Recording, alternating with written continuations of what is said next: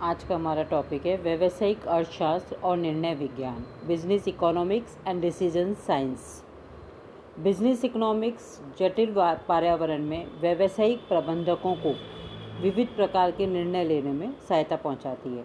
इसके कुछ एग्जाम्पल्स हैं जो निम्नलिखित हैं। यानी बेसिकली क्या करती है कि जो कॉम्प्लेक्स सिचुएशन है या आज की जो सिचुएशन है या आज का जो एनवायरनमेंट है उसमें बिजनेस इकोनॉमिक्स मैनेजमेंट को काफ़ी प्रकार से डिसीजन लेने में सहायता पहुंचाती है। किस प्रकार पहुंचाती है? जैसे कौन सी वस्तुओं और सेवाओं का उत्पादन किया जाए, कौन से इनपुट तथा उत्पादन तकनीक प्रोडक्शन टेक्निक्स का प्रयोग किया जाए, कितना प्रोडक्शन किया जाए और उसे किस मूल्य पर बेचा जाए, नवीन प्लांट्स की स्थापना की आदर्श स्थान आदर्श आकार क्या हो, औजार का प्रतिस्थापन कब किया जाए, उपलब्ध पूंजी का आवंटन कैसे किया जाए इत्यादि। इन डिसीजंस के लिए डिसीजन साइंस का सहारा लिया जाता है। निर्णय विज्ञानों में प्रमुख रूप से गणित, मैथमेटिक्स, सांख्यिकी का उपयोग किया जाता है, जिससे numerical analysis, statistical estimates, forecasting, game theory, optimisation प्राप्त किए जाते हैं। अतः बिजनेस इकोनॉमिक्स का निर्णय विज्ञानों से भी गहरा संबंध है। नेक्स्ट हमारी हेडिंग है कि डिसीजन मेकिंग का अर्थ और परिभाषा, meaning and definition of decision making. अर्थ या मीनिंग में हम ये कह सकते हैं कि डिसीजन मेकिंग का अर्थ किसी परिणाम अथवा निष्कर्ष पर पहुंचना होता है। निर्णय की आवश्यकता उन सभी कार्यों में होती है जहाँ कहीं एक से अधिक विकल्प उपलब्ध होते हैं। मतलब हमें डिसीजन वहाँ लेना पड़ता है जहाँ हमारे पास एक से ज़्यादा ऑप्शंस है। जहाँ किसी कार्य को एक ही तरीके से किया जा सकता है वहाँ निर्णय लेने की आवश्यकता नहीं होती। निर्णय को विभिन्न प्रबंध विशेषज्ञों ने विभिन्न प्रकार से परिभाषित किया है और उसमें से कुछ परिभाषाएं निम्न हैं। परिभाषाओं के केस में जैसा कि मैंने आपको बिजनेस इकोनॉमिक्स जब मेन टॉपिक पढ़ा रही थी तब भी मैंने बताया था कि परिभाषाएं 2 या 3 अकॉर्डिंग टू इकोनॉमिक्स या अकॉर्डिंग टू साइंटिस्ट हमें लेनी होती है और एज इट इज़ हमें उसको लर्न करना होता है। जब हम डेफिनेशन लिख चुके होते हैं 2-3, उसके बाद हमारा लास्ट जो डेफिनेशन पोर्शन का जो लास्ट हेडिंग है वो जाना चाहिए कंक्लूज़न। और कंक्लूज़न में जैसे आप इसमें डिसीजन मेकिंग में भी लिख सकते हैं कि उपरोक्त परिभाषाओं के बाद हम ये कह सकते हैं या ये कहा जा सकता है कि डिसीजन एक वह प्रोसेस है जिसके अंतर्गत एक प्रबंधक किसी कार्य को करने के लिए उपलब्ध संभव विकल्पों में से किसी उचित विकल्प का चयन किसी कसौटी के आधार पर करता है। यानी अब तक जो हमने लिया उसमें ये है कि डिसीज़न बेसिकली वहाँ ज़रूरत पड़ती है जहाँ एक से ज़्यादा हमारे पास किसी काम को करने के लिए ऑप्शंस है और उसमें से कौन से ऑप्शन को हम चुनें उसके लिए हमें डिसीज़न लेने की ज़रूरत पड़ती है। तो एक मैनेजमेंट एक उचित ऑप्शन सेलेक्ट कर सके, डिसीज़न ले सके, इसके लिए हमें डिसीजन साइंस की ज़रूरत पड़ती है। नेक्स्ट हेडिंग है हमारा निर्णय के लक्षण या कैरेक्टरिस्टिक्स ऑफ डिसीजन मेकिंग। निम्नलिखित हम इनके कैरेक्टरिस्टिक्स दे सकते हैं। फर्स्ट, निर्णय अनायास बगैर सोचे समझे नहीं लिए जाते। सेकंड, सामान्यतः निर्णय पर्याप्त तर्कपूर्ण विचार विमर्श के बाद ही लिए जाते हैं। थर्ड, निर्णय करते समय हमारे सामने किसी कार्य को करने के लिए अनेक विकल्प उपलब्ध होते हैं। फोर्थ, उपलब्ध संभव विकल्पों में से किसी श्रेष्ठ विकल्प का चुनाव किसी मापदंड अथवा कसौटी के आधार पर किया जाता है। नेक्स्ट, निर्णय पूर्व निर्धारित उद्देश्य की प्राप्ति के लिए किए जाते हैं। नेक्स्ट, निर्णयों का सदैव धनात्मक या पॉजिटिव होना आवश्यक नहीं है। निर्णय नकारात्मक भी हो सकते हैं।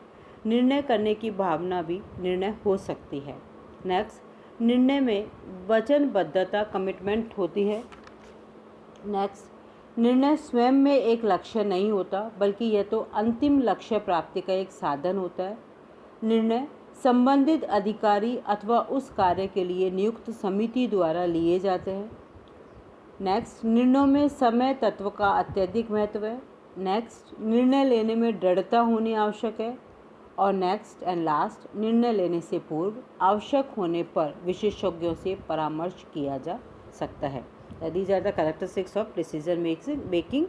एंड नेक्स्ट है टाइप्स ऑफ बिजनेस डिसीजंस, व्यावसायिक निर्णयों के प्रकार कि क्या क्या प्रकार हो सकते हैं। तो एक बिजनेस एंटरप्राइजेज में निरंतर डिसीजन लेने होते हैं और ये सारे डिसीजन एक ही प्रकार के नहीं होते, अनेक प्रकार के होते हैं। उनमें से कुछ निम्नलिखित हैं। फर्स्ट, नैतिक एवं आधारभूत निर्णय, routine and basic decisions. Way decisions जो एंटरप्राइजेस की दिन प्रतिदिन की सामान्य क्रियाओं के संबंध में होते हैं तथा जिनके बारे में अधिक सोचने विचारने की आवश्यकता नहीं होती, सामान्य निर्णय या रूटीन डिसीजंस कहलाते हैं। ऐसे निर्णयों में पुनरावृत्ति होती है, अतः इनके लिए प्रचलित सिद्धांतों व विधियों का प्रयोग किया जाता है। एक एंटरप्राइजेज में अधिकांश निर्णय रूटीन ही होते हैं। फॉर एग्जाम्पल, एक एंटरप्राइजेज को माल की पूर्ति का आदेश प्राप्त होने पर उनकी स्वीकृति अथवा अस्वीकृति देना तथा मजदूरी के दिन श्रमिकों को मजदूरी का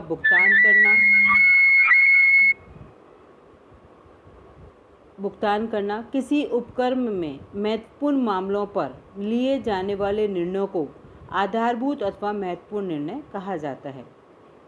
यह निर्णय गहन अध्ययन, विश्लेषण और विचार विमर्श के बाद लिए जाते हैं। इन निर्णयों को लेने में अत्यधिक सावधानी और विवेक की आवश्यकता होती है। इन निर्णयों के दूरगामी परिणाम होते हैं। इन निर्णयों में थोड़ी सी भी गड़बड़ होने पर संस्था को बहुत अधिक हानि उठानी पड़ सकती है। जहां रूटीन डिसीजंस क्रियाशील प्रबंधकों द्वारा लिए जाते हैं, वहां आधारभूत निर्णय उच्च प्रबंधकों द्वारा लिए जाते हैं। आधारभूत निर्णयों के कुछ उदाहरण निम्नलिखित हैं, जैसे संस्था द्वारा किसी नई परियोजना के प्रारंभ करने के संबंध में डिसीजन, कुछ वर्तमान उत्पादों अथवा वस्तुओं के उत्पादन को बंद करना, कुछ नई वस्तुओं के उत्पादन को प्रारंभ करना, वस्तु के मूल्यों में कमी या वृद्धि का निर्णय करना इत्यादि। सेकेंड पॉइंट है हमारा संगठनात्मक एवं व्यक्तिगत निर्णय, ऑर्गेनाइजेशनल एवं एंड पर्सनल डिसीजन।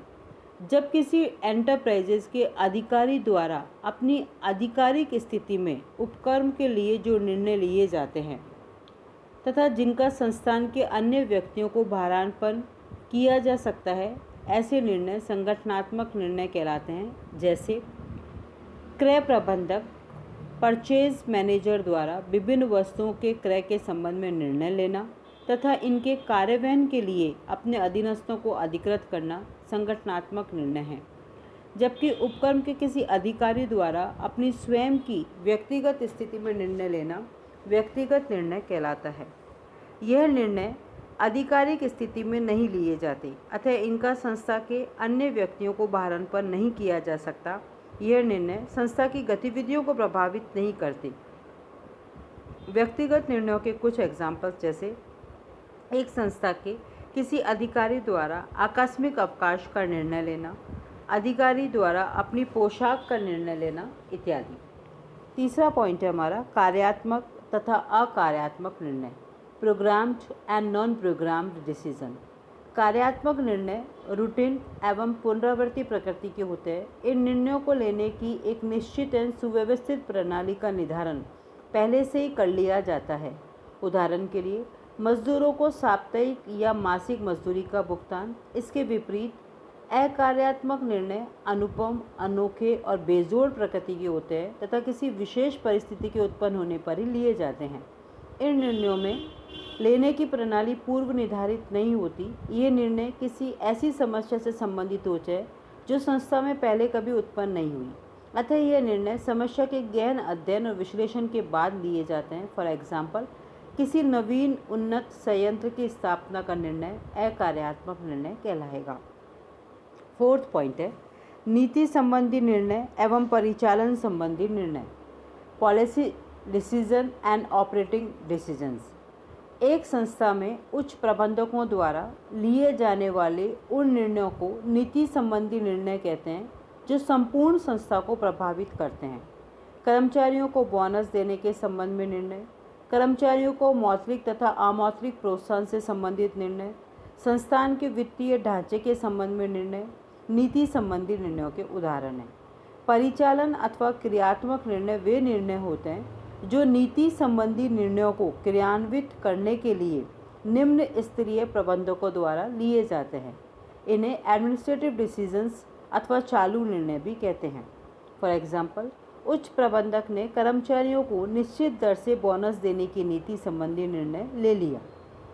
अब निम्न स्तरीय प्रबंधक व्यक्तिगत कर्मचारियों के बोनस की गणना कर उसे वितरित करने के संबंध में जो निर्णय लेते हैं वे परिचालन संबंधी निर्णय होते हैं। लास्ट, उपक्रम के निर्णय, अंतर विभागीय निर्णय और विभागीय निर्णय, enterprises, inter department and departmental decisions. प्रबंधकीय स्तर तथा व्यवहारिक दृष्टि से निर्णय तीन प्रकार के हो सकते हैं: उपक्रम, अंतर विभागीय तथा विभागीय निर्णय। वे निर्णय जो शीर्ष प्रबंध अथवा उच्च प्रबंध द्वारा लिए जाते हैं तथा संपूर्ण उपक्रम को प्रभावित करते हैं तथा जिनका पालन करना संगठन के सभी स्तर के कर्मचारियों का कर्तव्य और दायित्व होता है, उपक्रम के निर्णय होते हैं। ये निर्णय उपक्रम के उद्देश्यों, नीतियों तथा नियोजन से संबंधित होते हैं। वे निर्णय जो अनेक विभागों के अध्यक्षों द्वारा विचार विमर्श के बाद संयुक्त रूप से लिए जाते हैं, अंतर विभागीय निर्णय कहलाते हैं। ये निर्णय संस्था के विभिन्न विभागों में एकरूपता एवं समन्वय स्थापित करने के उद्देश्य से लिए जाते हैं। विभागीय संस्था के विभिन्न विभागों की पारस्परिक निर्भरता के कारण अधिक महत्वपूर्ण होते हैं। किसी एक विभाग के अध्यक्ष द्वारा अपने विभाग के संबंध में जो निर्णय लिए जाते हैं उन्हें विभागीय निर्णय कहते हैं।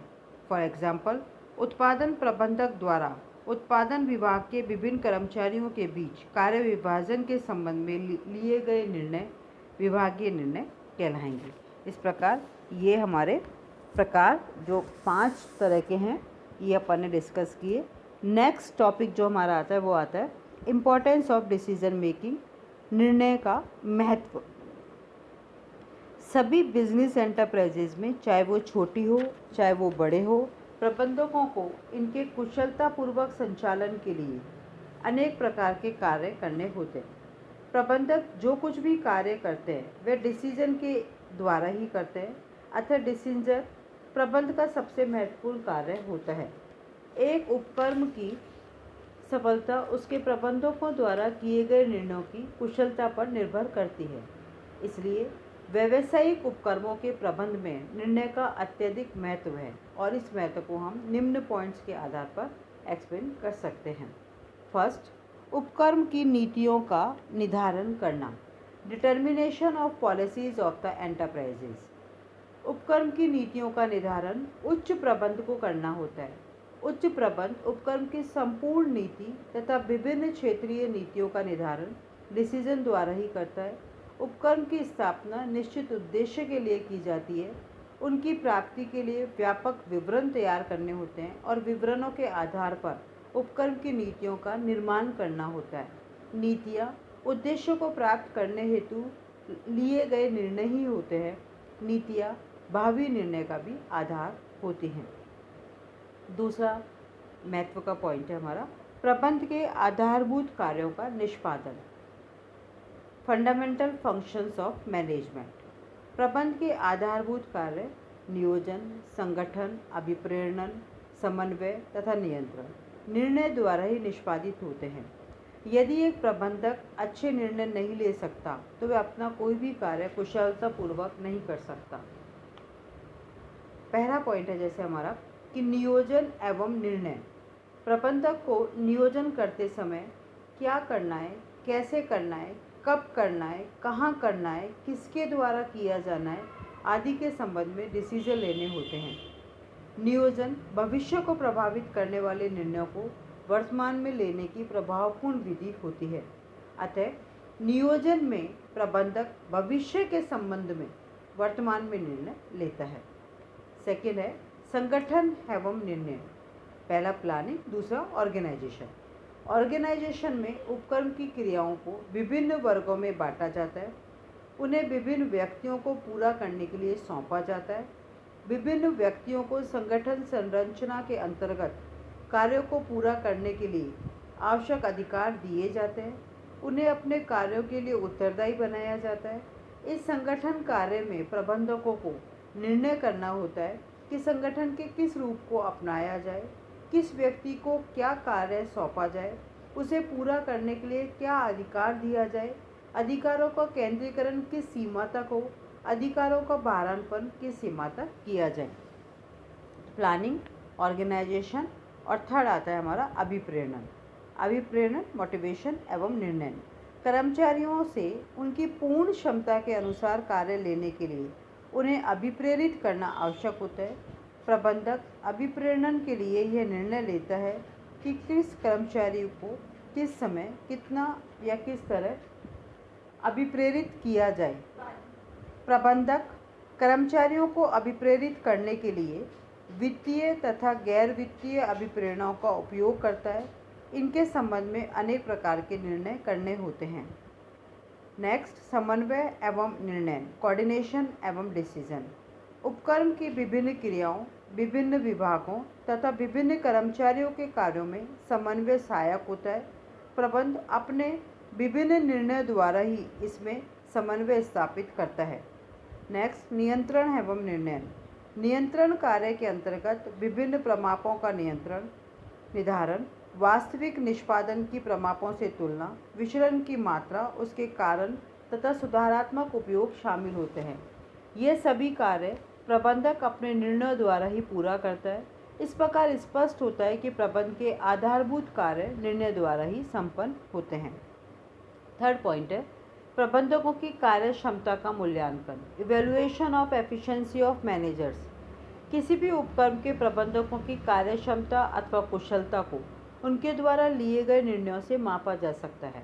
सामान्यतः कुशल प्रबंधक अच्छे निर्णय लेते हैं तथा अकुशल प्रबंधक घटिया निर्णय। अकुशल प्रबंधकों के निर्णय व्यर्थ जाते हैं, उनसे उद्देश्यों की प्राप्ति नहीं होती, जबकि कुशल प्रबंधकों के निर्णय सफल होते हैं तथा उपक्रम के उद्देश्यों की पूर्ति होती है। एंड लास्ट पॉइंट है हमारा उपक्रम का सफल संचालन, successful management of the enterprises. जिस उपक्रम के प्रबंधक भावी निर्णय लेने वाले हैं वह उपक्रम बिना किसी बाधा के आगे बढ़ता है, और जिस उपक्रम के प्रबंधक निर्णय नहीं ले पाते, त्रुटिपूर्ण निर्णय लेते हैं, गलत निर्णय लेते हैं, वह उपक्रम अकुशल बन जाता है और अंत में समाप्त हो जाता है। अर्थात इन सभी पॉइंट से ये स्पष्ट होता है कि प्रत्येक उपक्रम में निर्णय या डिसीजन अत्यधिक महत्वपूर्ण कार्य है तथा उपक्रम की सफलता निर्णयों की सफलता पर निर्भर करती है। इसके आगे कंटिन्यूएशन में नेक्स्ट उसमें लेंगे। आज के लिए इतना ही।